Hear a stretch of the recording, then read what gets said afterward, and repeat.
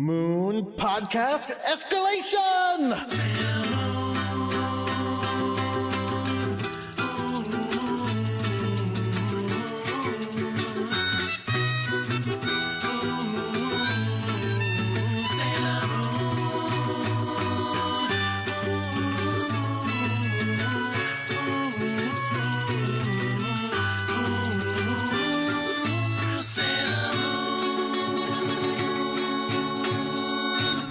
Hello, everyone. My name is Jordan D. White. My name is Chris Sims, and this is Sailor Business. It's the podcast where we sit down with a friend each and every week and watch an episode of the classic 1992 Sailor Moon anime and talk about just why it is that we love it so much.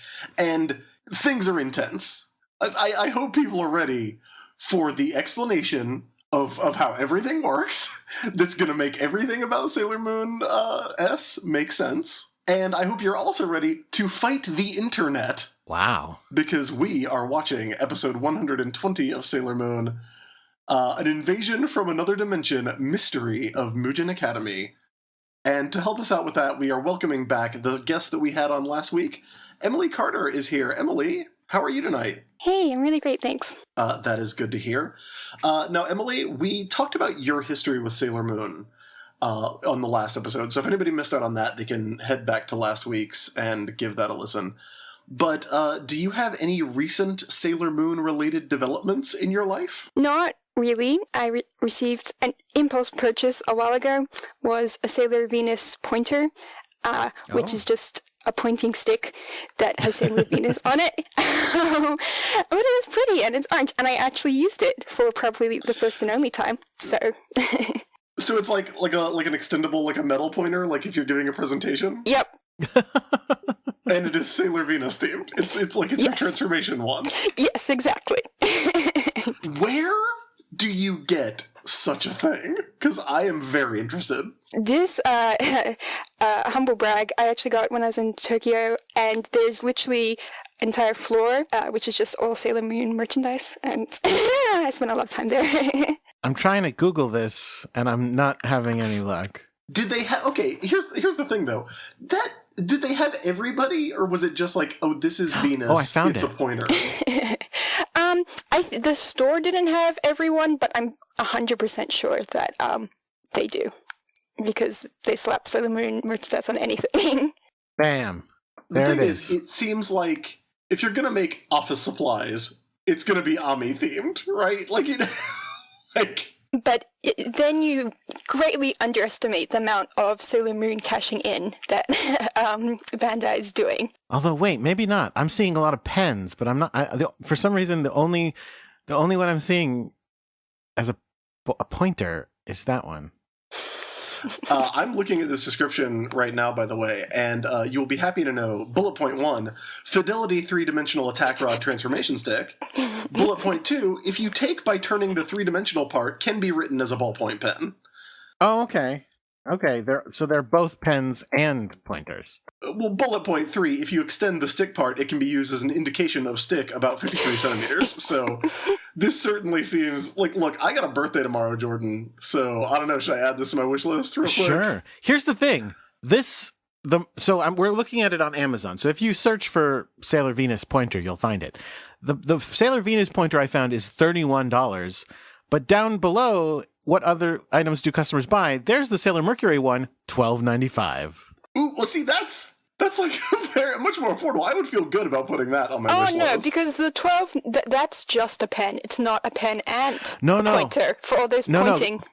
Click it. If you click it, it actually is the extending one. It's just only labeled as only a pen. Maybe that's why. Maybe they don't understand. Oh, you're right. Well, the Sailor Jupiter one is also $33.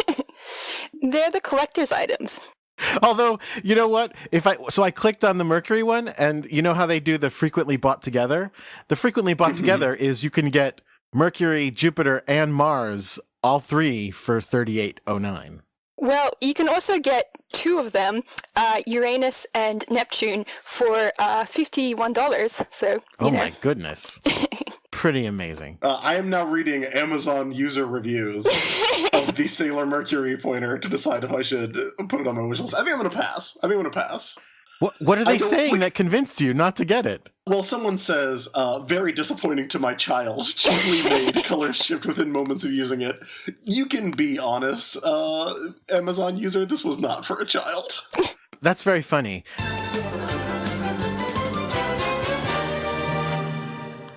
This week we are watching episode 120 of Sailor Moon S, which is called An Invasion from Another Dimension, Mystery of Mugen Academy. And I do this for Xena, but I've never done it for Sailor Moon. Are you going to do the Xenia gal? Well, no. I'm going to say it was written by Megumi Sugihara and directed by Konosuke Uda, and originally aired in Japan on January 7th of 1995. Oh, so why did you shift to doing that? What's the... Well, it's because we should probably talk about it. Like, we Oh. never really talk about the people who write and direct these episodes. Every once in a while, someone writes in and tells us, you should really talk... Like, hey, it's because this person directed it. And we're like, oh. Okay. So, Jordan. Yes. I am guessing Uh-huh. that this episode has an English language title from our friends over at Cloverway from Yeah. back in the 90s. It does. Now, so regular listeners will remember from the last few episodes me going, you're never going to get it. You're never going to get it this time, too. Apparently, they just decided, you know what? Let's just shit these names out from now on. I don't know if they're ever going to get back to good names that you can guess, because this name is garbage. More garbage than Cruise Blues? Cruise Blues is a great name. Because that's, like, say what you will, Cruise Blues rhymes, and it is exactly what happens in that episode. See, that's the thing. Like, Cruise Blues is cheesy, but that's, like, almost guessable, because I would be like, oh, come on, Chris, what happens? And be cute about it. Like, this is just... I guess they chose this name based on the fact that, spoiler, the boss bad guy switches. Well, geez.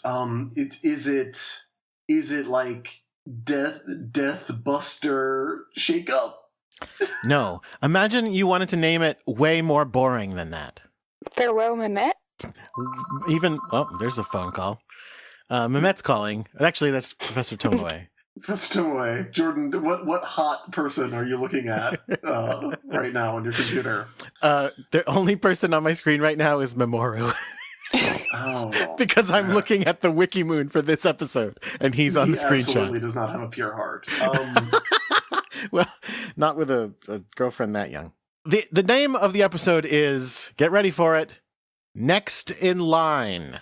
Ooh, that's a bad title. Yeah! Like, because here's the thing. We actually, like, this is one you can't skip. Like, we are gonna be learning a lot in this one.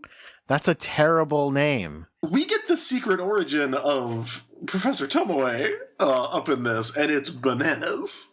Yeah. There's all sorts of things you could call this episode. And I think we should all think of a better name for it right now. What do you say? Mouse Mayhem? Mouse Mayhem's pretty good. Jordan, do you have one? I don't know. No, I can't. All I can think of is I want to have something with guest lecture in it, but I can't think of anything good. Guest lecture of doom. Let's see. I would call it, like, Deadly Ringer. Wait, so what?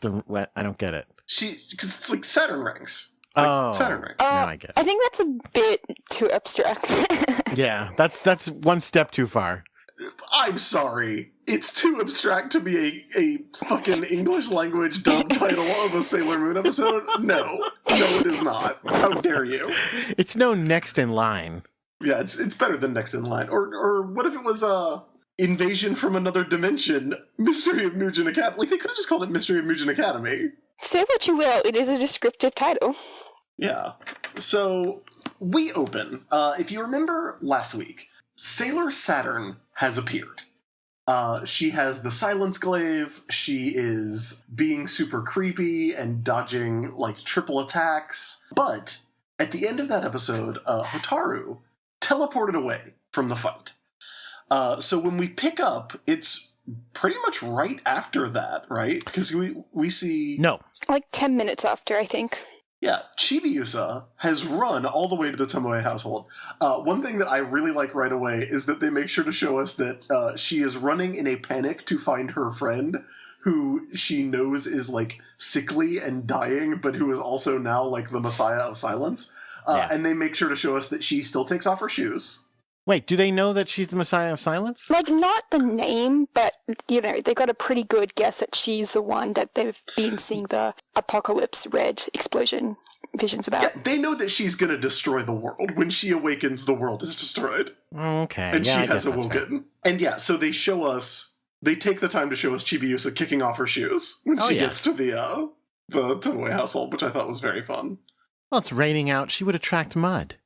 Yeah, she's got a, you know, she's polite. Mm-hmm. So she finds out that Hotaru is gone. Yeah, they've moved out. And again, you notice that it's raining, which only happens when terrible things are afoot.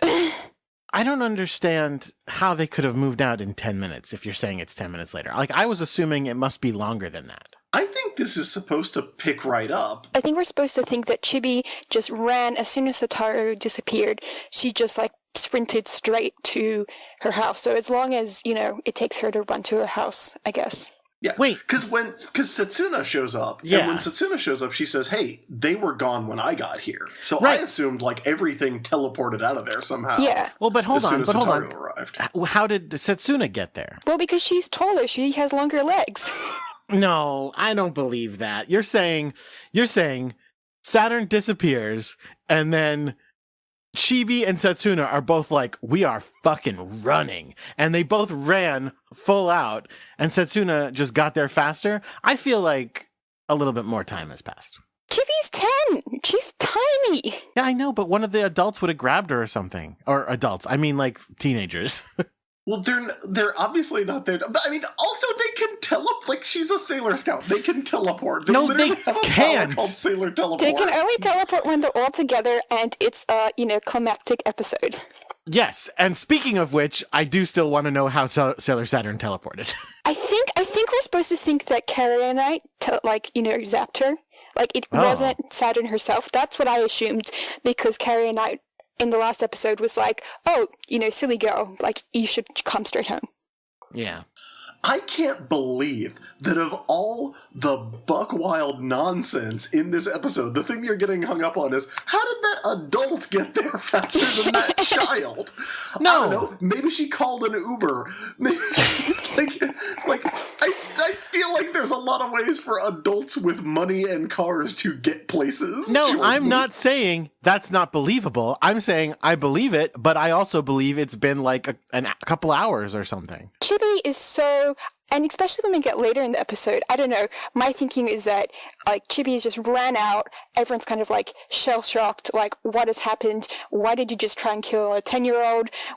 What is this, everyone's kind of shell-shocked and looking at each other, and Chibi just, like, runs out in the confusion, and everyone, like, no one sees where she went, except for Setsuna, who kind of, like, maybe, because she has this relationship with Chibi in the future, she kind of knows exactly what she's going to do, and she's like, it's okay, I'll deal with it. That was my read. All right. Yeah, All right. That's fair. I think Emily, I'm 100% with Emily on this. But from there... Wait, hold on. Okay. Can Pluto just be like, I'm going to step into the dimension of the doorway of time, and then I'm going to step out of it, but at her house instead? I mean, that's the question that kind of overhangs everything. Like, can she just teleport around? You are complicating this so much. She called a cab. She rode the train. Chris, I've seen a lot of shots of Tokyo. There are no cabs or trains. No, because the next thing we see, it's notable because we never see it. We see a crowded street. That's true. You're right. I guess everybody stays in when it's not raining in Tokyo, but as soon as it starts to sprinkle, everybody's like, well, we need to hit the streets. We got stuff to do. Because from there we cut to, I think this is Mamoru's apartment, right? Yeah, I think so. But can we just pause for a second to say, I don't know, I really love this kind of scene where, like, Setsuna, like, kind of, like, talks to Chibi. It's so, I don't know, Setsuna has, like, very little character development. I feel like this is her, like, one shining character moment of, like, just, like, knowing and just, like, this, like, look of, like, sorry, it's a crappy situation kind of thing. Chibi says, I hate you, Pooh. It's just sad. That's why, I don't know. I cried in these first couple minutes because it's just so sad with like Chibi running and she's so tiny and, you have the flashbacks and I teared up at the scene. Aw. I thought it was really good, actually, because, and it's something that we kind of needed, because they have been talking about murdering a child lately. Yeah, and it's a really good reminder that they're people and, older teenagers, but still, like, young. Yeah, absolutely. So we cut to Mamoru's apartment where everybody's got a cup of coffee. And Mamoru is doing some beautifully animated typing. Yeah. By which I mean just smashing his hands on a keyboard. Like every time that left hand comes down, it's just one finger. I don't know. I like to imagine that this computer is the only proportional sized object in the entire universe with everyone's incredibly long limbs that when he starts typing, it's just, his arms and his elbows are just like way too big and flapping outwards. There's a close-up and he's got so much shoulder action. Oh yeah. It's like he's doing the Dougie on this. Like, which is how I type, so I can't judge. He's a professional hacker, it turns out. From like a movie about hackers, like the movie Hackers, for example. Yeah, he gets into the Academic Society's files and pulls up a picture of Professor Tomoe that should just be captioned supervillain. Well, that's the way he always looks. He has that creepy eye thing.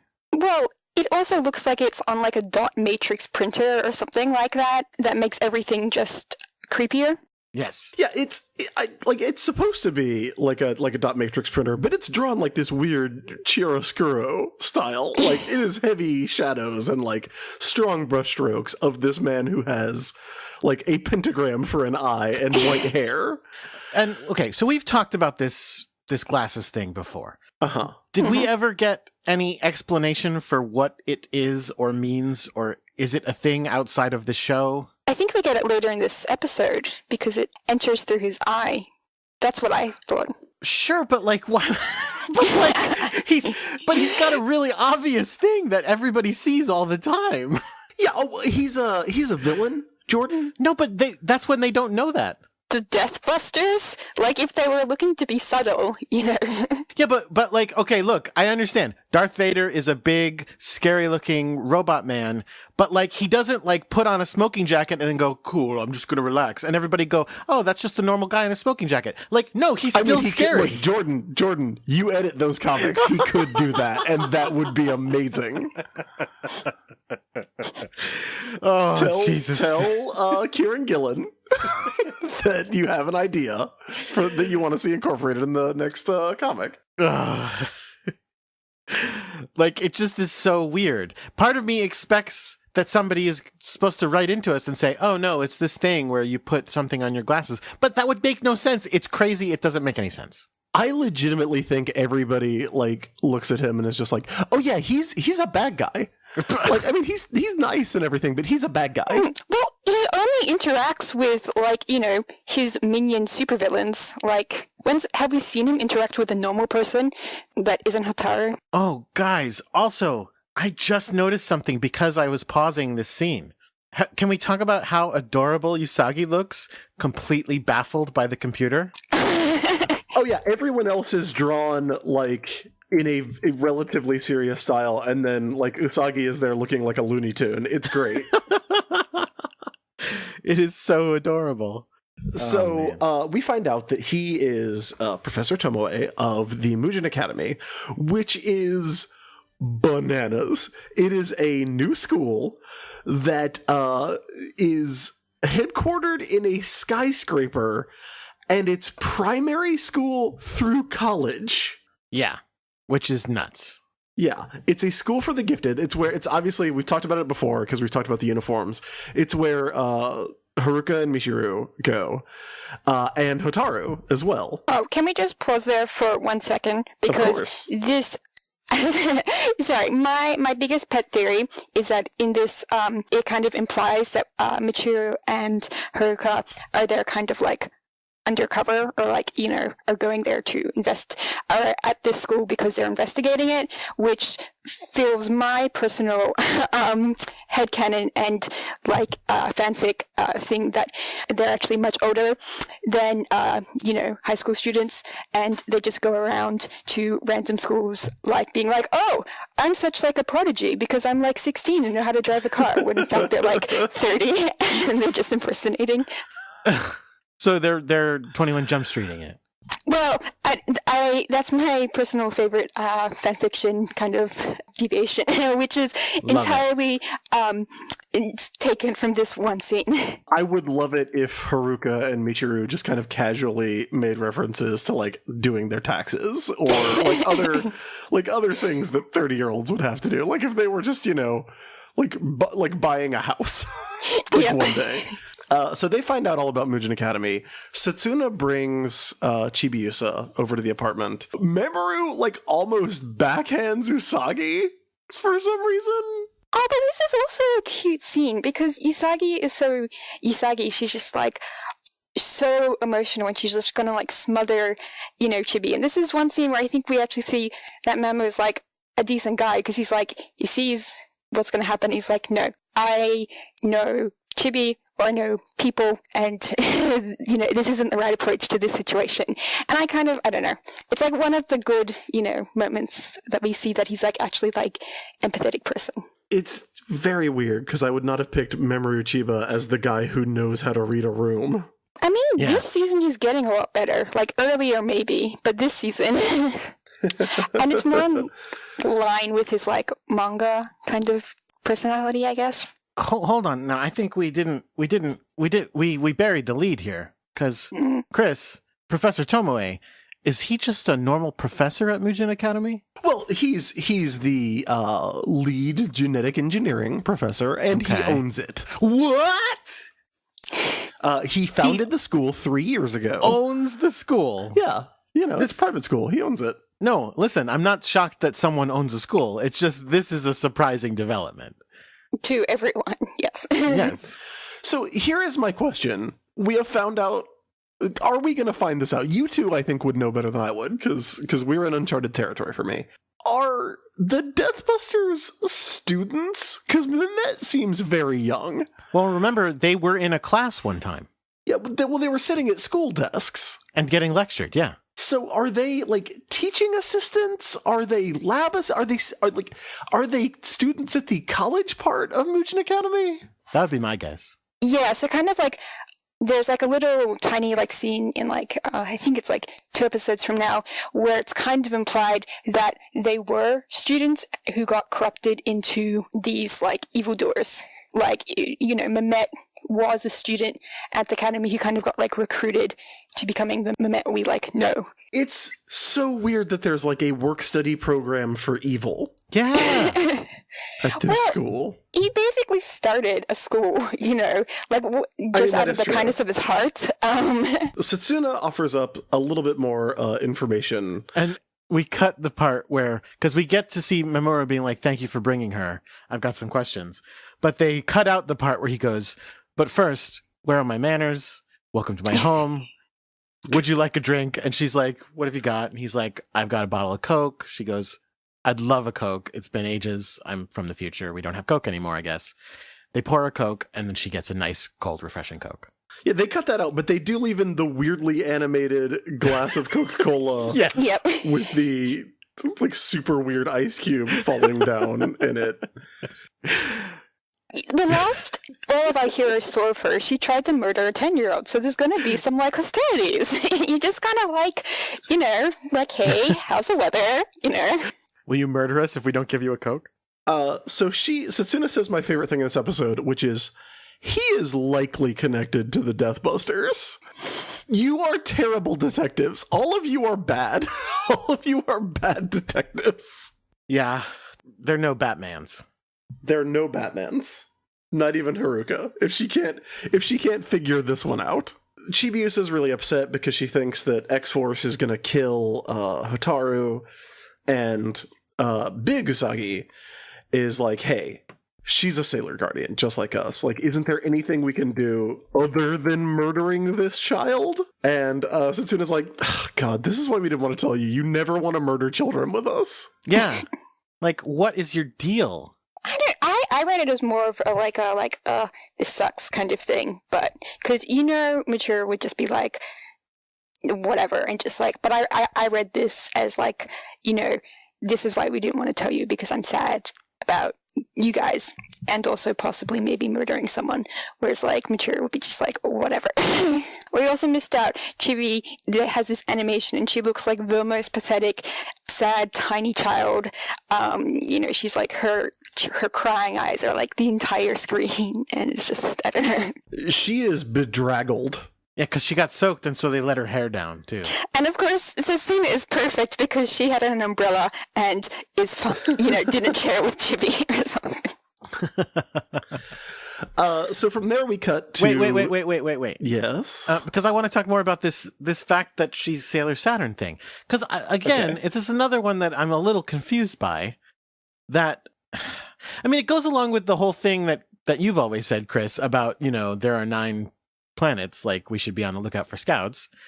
And likewise, they should kind of go like, yeah, all of the Sailor Scouts have so far, let me think, been, I don't know, good guys. So probably... I mean, but from the, Outer's perspective, she's, Hotaru did like run away from them trying to kill her.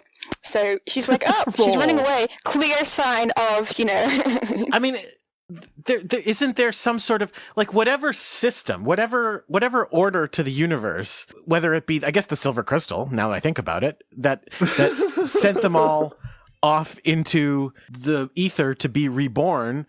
Generally, like, seems to have a pretty decent plan because they all got born within a couple of years of each other in the same part of the same city of the same country. So why do they all of a sudden go, but this one will destroy everything? Well, I think there's like, I don't know, my always read of it was that the inners have like the mission is to like protect Usagi and they're maybe like protected by the Silver Crystal and that was like its priority, but the outer scouts their job was to protect the Silver Millennium from outside threats. So like some evil, asteroid or something. That's their job. So they don't really, they're like kind of like the guards on like the wall. And so they would never really like get inside.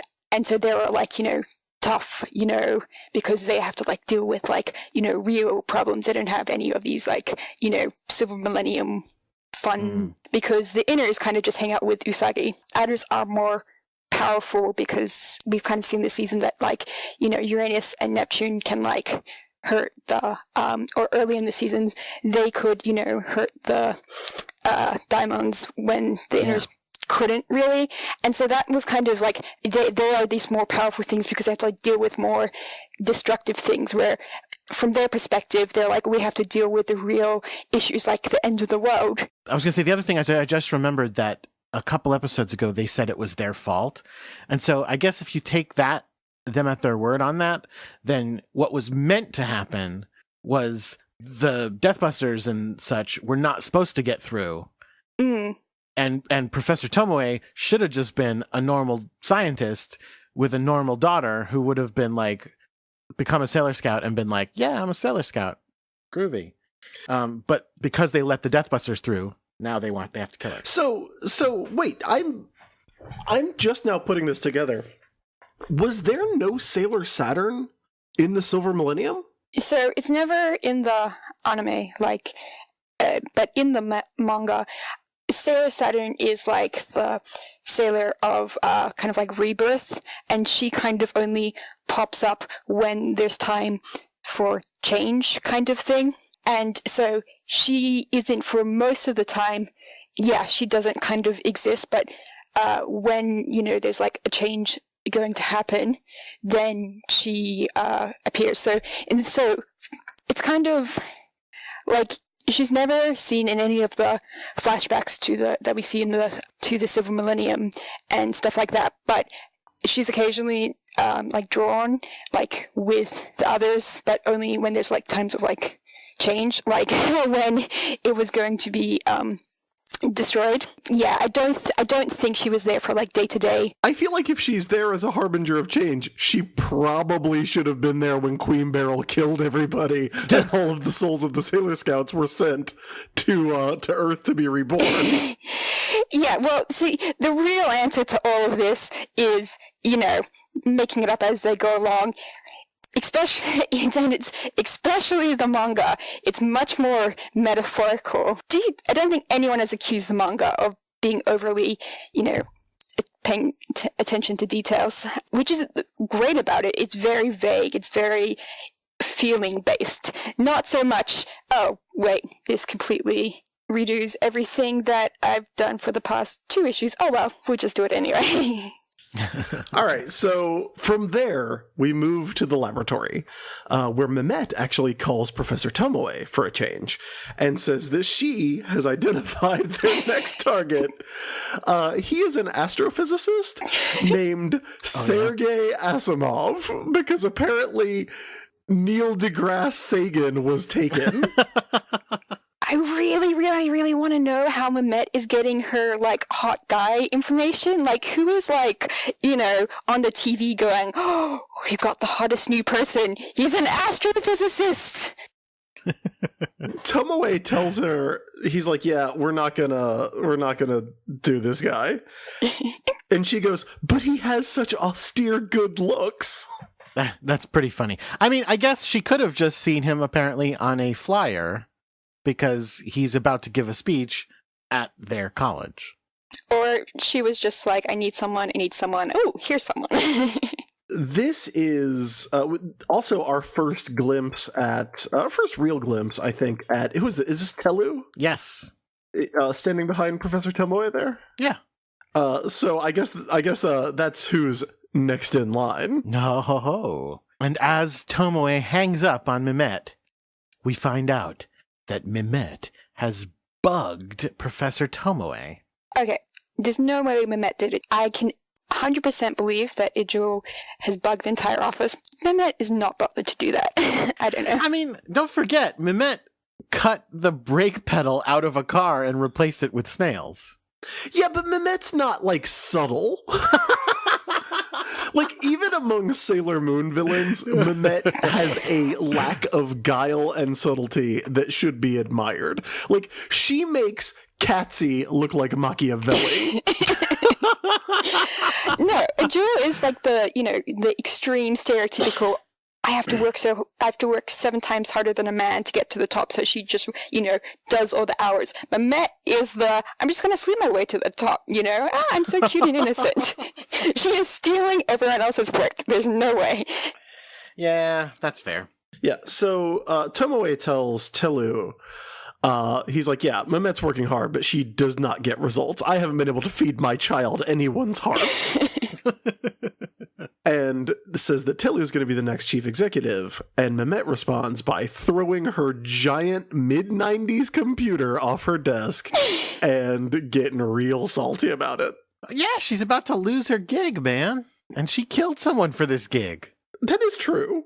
Well, and honestly, where else can you find a gig where you can just look on the internet for pictures of hot boys and then dress as a as a nightmare version of Black Swan? Very few places. So Telu is going to do that. She goes to do that, but then all of a sudden the phone rings. 1 second after Tomoe left the room, and it's Tomoe on the phone going, "Hey, Telu, that thing I just said, forget that. Don't do that. Just do nothing all day. Thank you." And then Mehmet hears this, and to Emily's point, she looks over at a defaced picture of Uriel that she still has on her corkboard. No. Hold on a second. I think you misunderstood something here, Chris. Mehmet doesn't hear this. Mehmet did that. She used like a voice changeo device to call her. That's right. I'm very tired. It's my birthday. Shut up. Tulu gets tipped off immediately by the way that Mehmet like, she uses like a phrase like "just you," which to me is like the 7th most suspicious thing that Mehmet did in that phone call. Then she looks at the picture of Udil, where she drew a little mustache on her. By the way, this is not Mehmet. I am Professor Tomoe, not Mehmet at all. So then she looks over at the picture of Udil, and to Emily's point, she goes, hey, Udil was working on an invention. I'm going to use it to kill the Sailor Guardians. Yep. Which, okay, maybe, she's desperate now, but why didn't she try and kill them earlier? Who knows? Well, she was always busy trying to get hearts. I mean, she always kind of tried to kill them in that she would leave the diamond and be like, Diamond, kill them. I'm going to leave. Bye. True. I was so hoping that the invention she was going to borrow was the big giant heart blaster gun. I missed that thing. I missed that thing. That thing's so good. So we cut from there to Mugen Academy. Ray totally does like a cold reading and is like, ooh, this place seems evil. And it's like, yeah, we just had a conversation about this place being evil. That would be a hot reading, Chris. Also, it is the most suspicious looking building, They might as well just have this sign, which is like, we are an evil enterprise here. The school was built with the Maxfield Stamp Memorial Business Grant. It's from Jedi Properties. Meanwhile, back at home, Mamoru is still hacking up a storm. Yep. He's ultra hacking. By the way, does not seem to have a mouse. He's using entirely keyboard prompt navigating. And he's such a great hacker that he steals all these things. It's because he's elite. It's impressive. It's impressive. He can pan around a picture of a newspaper with a keyboard. Do you reckon Ami found this information out like 4 hours ago, and they're just like, just let him type, like, let him go for it. Ami's on her like magic moon computer, and like meanwhile, fucking Darian's back at home with his fucking Dell laptop, his 6-year-old Dell laptop. Oh, so sad. So there was an accident 4 years ago. Professor Tomoe and his daughter survived. It was a huge fire at a genetic engineering laboratory. They were the only survivors. Oh. There's like creepy pictures of Professor Tomoe and relatively normal pictures of Hotaru. Meanwhile, Chibi's having a nightmare. Yeah. So now the girls are sneaking around the college. And the deal is because of the lecture from this Asimov guy, and again, the college... they're all a little cartoony, but Usagi is just like very 15% more cartoony than everyone else. Absolutely. She has tiny little pupils and big, huge eyes. Because of the Asimov lecture, the school is open to the public, so they can go in the school. However, they're trying to creep around in like places they shouldn't be creeping. So they're like cartoonishly, as you said, looking around a corner, and then a security guard molests them. He starts poking Minako in the butt. Like directly in the butt. Minako, of course, assumes it's Makoto. 'Cause, the butt poker of the group. The butt poker of the group, obviously. Episode title. The butt poker of the group. Why? Dude, can you imagine? This guy works at a school. He should not be working at a school. It's fucking Judge Dredd. Oh, he's waving his like beating stick, and it's like 7 feet taller than all the girls.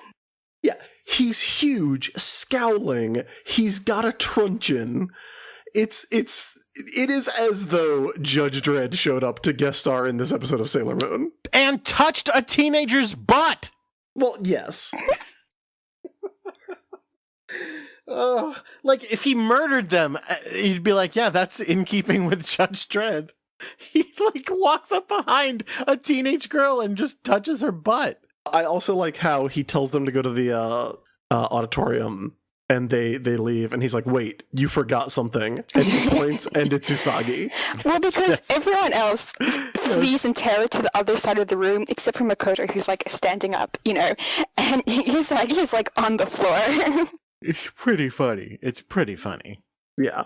So as they're leaving, Minette is entering with a very suspicious giant burlap duffel bag. Judge Dredd tries to stop her. She literally goes, "I'm not suspicious." Yeah. And he's like, "No, you're very suspicious." I'm so cute and innocent. And she does it in her cutesy voice. It's so great. It's very good. He ends up getting knocked out by something. I think she's got like a homemade taser, right? Let me see. Let's see what happens. Yeah, she shocks him and then she pulls back and she's got like a homemade like 9-volt battery and a couple of like sawed off plugins and a transistor. Yeah. It's a homemade taser. She made her own taser. Well, you all made a taser. Oh. And then we see around a corner, Telu is watching. Is it Telu or Telu? Well, she's named for Tellurite, but I don't know. Oh.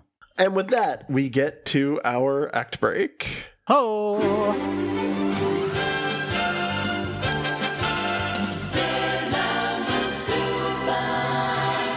You can't hear it, but I'm just playing the eye catch.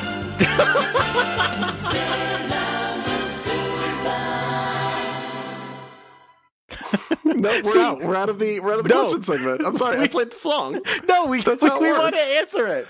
Nope, I played the song. We are now back to talking about the episode. So S for House Stark? Is that what you're saying? Nope. As we rejoin the show. Yeah. Professor Asimov is giving his lecture on alternate dimensions, which is very convenient. And has a full crowd, which is very surprising. But, he's very attractive. Oh, yeah. This is not just a full crowd, because this is like a huge auditorium. This is not like this has got to be, if it's the students, it's every student at this school and then some. Like, this is a crazy big crowd for and a it's televised. physicist. Yeah. And it's televised. And he has this massive screen behind him, which is, not even like, pop stars have like a huge screen that big. You know what? Actually, now that you say that, I'm not 100% sure it's televised. Do you think the cameras, because we see like TV cameras, do you think those are just there for the big screens behind them? I do, not because that makes sense, because it doesn't, but because given what's going to happen, I don't think all of the next 20 minutes or 10 minutes, gets broadcast on television. Well, they're also being broadcast on TV screens around Mugen Academy. Mm-hmm. Right. I think it's like a CCTV. So he starts talking about alternate dimensions, basically like DC Universe style alternate dimensions where they're right next to us, but we can't see them. That's like everything alternate dimensions. Nah. That's how the Marvel ones work. Yeah. That's not how the Marvel ones work. Yes, it is. No, it's not. Okay, how do they work? It's beyond the scope of this podcast, Jordan. We'll talk later. No, it's not, because we're talking about alternate universes. The Marvel alternate universes are right next to each other. They're in alternate time streams. They're not like vibrational alternate universes, which is what the DC ones are. I don't know that there's a difference between those two things. Well, there is. I don't know what to tell you, buddy. Well, okay. Take it up with Mark Waid. Well, in addition, the DC ones technically are not in the same space because they are like arranged in a pattern. Well, they're now within the orrery of worlds. Yes. So, yeah, look. Okay, you got me. You got me with that. You got me with multiversity. So anyway, Haruka and Michiru are there, and we see them in the security room, like, watching the TV when Setsuna shows up. So X-Force has assembled. Mm-hmm. They've assembled, you mean. Sorry. Exactly, Jordan. Although you did skip past some excellent, Usagi creeping. Yeah, some terrible creeping and some okay creeping. Yeah. Lots of tiptoeing. Mina has to drag the very cartoonist Usagi around. I like that Professor Tomoe is watching the lecture and laughing. He thinks it is hilarious, and he says that it is time for his dimension, his universe, to swallow the Milky Way. What does he mean? Oh, I wish I could tell you, Jordan, but this stuff is bananas. So, okay, we're going to get a lot of information in this section. We cut to Hotaru napping in the creepy doll room. Wait. I'm sorry. What you didn't mention was, so you should refresh everybody's memory to the fact that while he says, I hope my universe swallows the Milky Way, which is not a universe, but whatever. He's looking at his universe is the universe in a jar he has that we saw at the end of last episode. His vape jar. Yes, that's what I was about to say. It's cooking. It's cooking up nicely. It's smoking and steaming in this scene. Yeah, he's basically got a universe inside a vape rig. So we cut to Hotaru. She's napping in the creepy doll room on the throne of the Messiah of Silence. And is this the first time we like officially are acknowledging that that's her on that throne? I think so, because it's the first time she's lit, right? Yeah, if you know what I mean. Sorry, that was terrible. I mean, yeah, like last episode we saw her silhouette, which is pretty, because the only thing that differentiates them is their hairstyle. But yeah. So she's dreaming her origin story, which is that she's in the laboratory with Professor Tomoe back when he's like a normal guy, like his glasses are normal. Yes. And the universe, I honestly am not 100% sure what happens on this. He's doing an experiment where he can have a universe in a jar, but like it goes wrong. But it's genetic modification is what he's doing, because he's got a diamond egg in there. Yeah, I don't think he's experimenting with universes. I think he's trying to like gene splicing, and he's invited everyone to watch this gene splicing experiment, and it explodes. Yeah, because he's got a diamond egg in there. Like, that's what he's doing. And then the thing explodes. Wait, so hold on. So this is just a coincidence that he's doing diamond egg stuff that's genetic, and a universe just opens in the middle of his experiment? Well, no, because then a weird thing comes down from the ceiling. It's a flashing black star that asks him if he wants to save his daughter's life. And we get, and I will say, like, the animation in this is, like, super good. Like, this is where they spent the money on this episode. And he says he'll do whatever he can to save his daughter. And that's when whatever this force is goes into his body, and I guess into her body as well. Because we also skip past when Hotaru is there as her dad's, vamping, and she's looking at the experiment through the glass, and this little thing start to appear, and she's like, "What's that?" So I don't know. I thought maybe like Hotaru noticed them starting to appear. The explosion happened, and then they were like, "Oh, do you want to save your daughter?" kind of thing. Yeah, I think it is a coincidence that this other universe invades through the experiment, because he's a genetic engineer. He's not like dealing with alternate universes or anything. It's very weird. Well, I thought the alternative universe caused the explosion and then was like, now that, your daughter's dead, you kind of like have to work with us kind of thing. Oh, yeah. I think that's exactly what happened. So here's my question. So is the only thing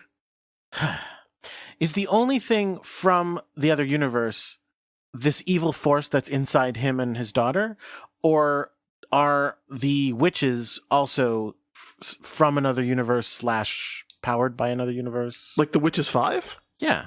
No, I think they're just like lab assistants. I legitimately think they're just lab assistants. Well, the reason I'm asking is because the implication was earlier that the Death Busters are from outside of our universe. Well, I don't think they're from outside of the universe. I think they're like maybe because Tomoe starts them, he kind of like, not infects them like literally, but like he kind of like makes them work towards like what he's working on. So because he's like working for this alternate universe, then everyone like the Death Busters are like, because they're working for Tomoe kind of thing. All right. Well, better this than Dracula, right? Well, I mean, that we also have to contend with the fact that one of them died and came back to life, which is Kaorinite. That's true. Wait, she didn't die. We just saw her fall. Well, she definitely stopped being the villain of the show, and there's only one way that happens. Well, apparently not, because she didn't die. She's alive. But we never, like, I thought that Kaorinite died and came back as Kaori. What? No. Yeah, I thought she was a different being. No, Like, I thought she was resurrected. Yeah, that is not. that's what I thought. What? Really? I just assumed that she failed again, and he was like, "All right, from now on, you're cleaning my house and answering my door. I'm sending what's her name? Whoever was the next one, I forget." I kind of think that he kind of, I don't know, maybe had more of a strict hand on Kerry. So it's like, I'm going to build this thing that has come back as Kerry. I'm going to really, really strictly, I want it doing exactly what I want. I don't want anyone, falling to their doom again, kind of thing. Just as she had them all at her mercy, Sailor Uranus ultimately decided to help them and used world shaking on her, hitting her directly and turning her crystal beam against her, encasing her in crystal. The attack also caused parts of the tower to collapse and send Kaolinite falling over the edge to her death. She was later revived by Professor Tomoe, though this is not explained until near the end. Okay, so you were just guessing. I was right, though. Yeah, but you were guessing. I wasn't guessing. I was... So, anyway... Suddenly, Mehmet shows up to... Also, can we, before we get into that, can we pause for a moment and just appreciate how bizarre this plot is? Well, she's so that it's desperate. like, oh yeah, we need the Holy Grail. We're gonna get talismans to get the Imperial Treasures of Japan, to get the Holy Grail, because this evil force from another dimension is possessing a genetic engineer who makes sexy monsters in his basement. No. The alternate universe had nothing to do with the sexy monsters. They just gave him the power, and he's like, "What am I going to do with this power?" He's already making the sexy monsters. Yes, exactly. They just work now. That's the thing. We see, 4 years ago when that building burns down, he is making a fucking diamond egg. So he's gathered his colleagues to be like, hey, who wants to see a sexy hammer? It just exaggerates because, he's all, and even when we see him, he's like, oh, people with the pure heart must be athletes. So, therefore I'm going to make an athletic, because that's what, he just exaggerates all his worst qualities because he's like, oh, I think athleticism, so pure, and then it makes it just so ridiculously sexy. Well, but again, I want to see the what if version where the universe doesn't break through this thing, and he and his daughter are just normal people, except that he's still just going, they're not going to be evil monsters, but they're going to be sexy lady objects. If you watch more, especially in the next season, Sailor Moon kind of devolves into just metaphor, and plot kind of, goes out the window. But I definitely think that this season, the fact that you have this male scientist, it's supposed to be a metaphor, he's literally creating what he thinks as pure and good, and it's so ridiculously sexy and just stupid. It's so bananas. So Mehmet shows up. She does Charm Buster, her attack, and sends everyone running out of the arena. No, I don't believe so. I guess they don't. I thought they did, because that's usually what happens, but no, they just kind of stand there. I think they just get, knocked or, dazed or something. Yeah, they're unconscious, because later you're going to see a room full of sleeping people in chairs. Well, no, yeah, because she has to make her, perform. So she doesn't want them to do anything, but also she wants to perform, because she makes this grand entrance, I think. Yeah, she it's beautifully animated. She rises up from under the stage, but then she unleashes Sexy the Internet. Oh, it's so good. Well, sexy computer. This is Upasicon, and Upasicon is if the internet, if a computer was also Susanna Hoff from the Bangles. It's very good. She has, it's hard to say my favorite thing about her. Her torso is an old CRT computer monitor, but she has these giant shoulder pads that are mice. It's great. And she's also I don't know, she's got a pilot, she's got the earpiece and goggles. Yeah, she's got a headset mic. She's also a pink elf. Yes. With green hair, so she kind of looks like Alan and Anne. Yeah, very much it's so. Their go-to design on this show. The scouts hear this happening, and then a very unusual thing happens. Apparently, there was so much story to put in this episode. Too much show. Not enough time for transformations. They completely skip all the transformations. They do have time for a speech, though, that includes Makoto saying, "Heaven, earth, and humanity know of your evil," which is pretty great. They won't allow it. Well, everyone but Usagi, who, again, he's kind of stuck and, like, pokes her in the shoulder and is like, what?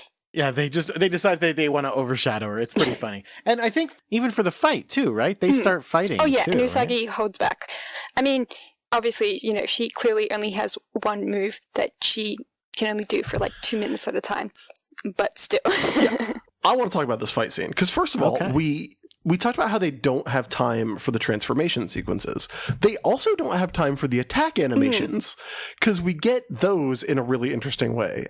First, Upasakon drops a bunch of computer mice, and the buttons pop up to make them look like actual mice, and then she throws them at the scouts, and they turn into actual mice. Those are taken care of with Burning Mandala.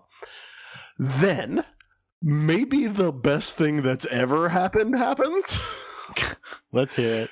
Jupiter jumps 20 feet in the air, does sparkling wide pressure, but instead of throwing it, she just punches the monster in the stomach with lightning.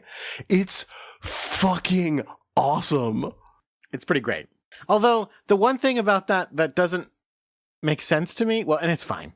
It's fine. It's worth it. It's cool. But do you remember the episode where... the episode I mercilessly made fun of because Sailor Mercury was putting her arms up to her chest in a very particular way. Uh-huh. And everyone was like, no, she's about to do her move.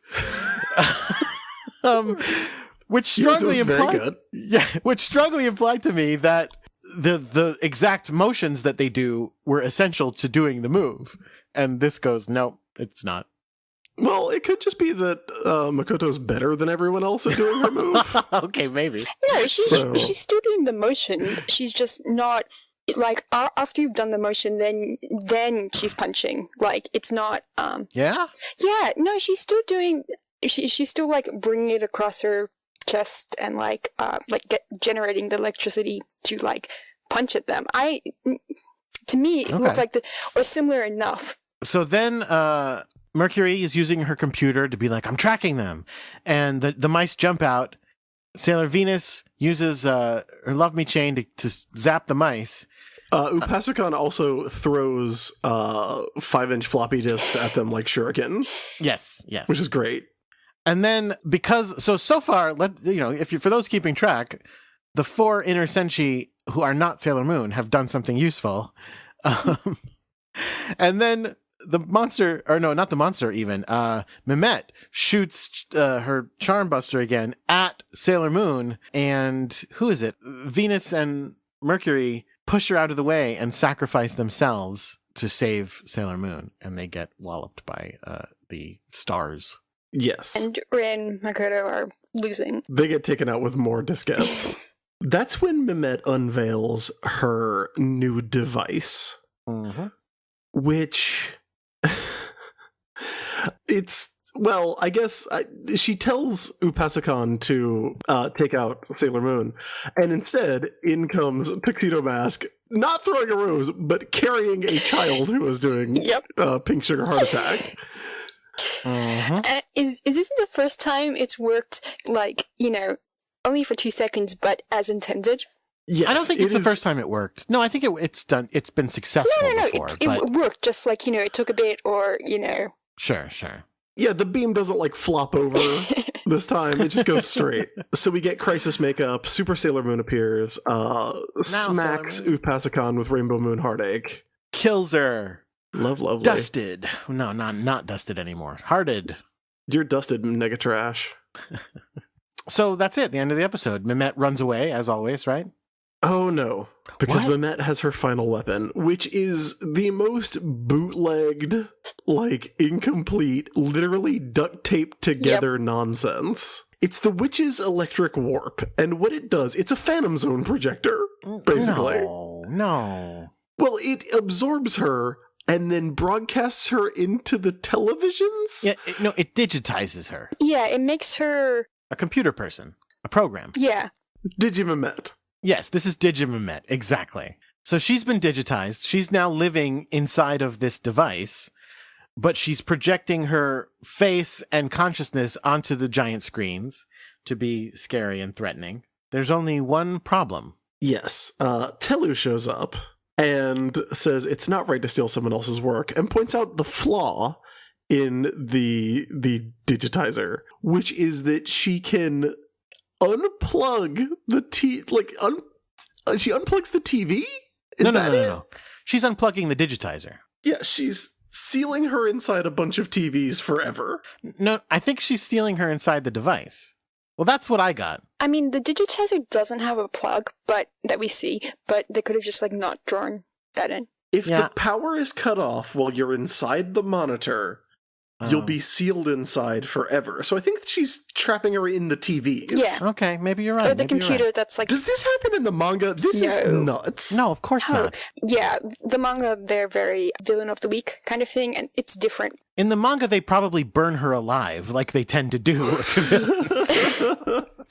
No, well, they all die, then they all come back, and then they all die again. So, So everybody's freaked out because the Witches 5 are fighting each other. Sailor Moon collapses because she can't keep Super Sailor Moon going for very long. Mehmet drops into the fucking Matrix hell, I guess, and is dead now, and Telu leaves. And that's the end of the episode. Well, no, but we do get a nice shot of X-Force where you can see that the entire audience is still there, just unconscious in their seats. Yep. Which is ridiculous. Yeah. Again, she wants to perform. She needs those, people to clap her past 80% or whatever. But yeah, that's the end of a very weird episode, but one that I like a lot. Yeah. Which means that it's time for Sailor Business Says. It's time for us to talk about what we learned in this episode. And Emily, we will start with you. What did you learn from this episode of Sailor Moon? I think I learned that if I'm gonna steal someone else's work, don't pick something that's duct taped together. Jordan, what did you learn? I learned that it doesn't matter who tries to kill who doesn't respect who doesn't like to hang out with who. If someone comes to your house, you offer them a Coke. How about you, Chris? I learned that a lot of people have different kinds of skills. Some people can fight monsters. Some people can be really smart. Some people can cook. Some people can sit on their asses doing some shitty computer hacking and learning shit we already know while everyone else is doing the hard work of investigating and dealing with Judge Dredd. You already knew that him and his daughter survived a lab accident? That's not a moral lesson, Jordan. No, you were saying he was learning shit that people already know. He also, flew Chibi in. Yeah. And he told Sailor Moon when to do her power. Yeah. Ugh. She hadn't thought of it yet, so it was actually quite useful. No, Sailor Moon.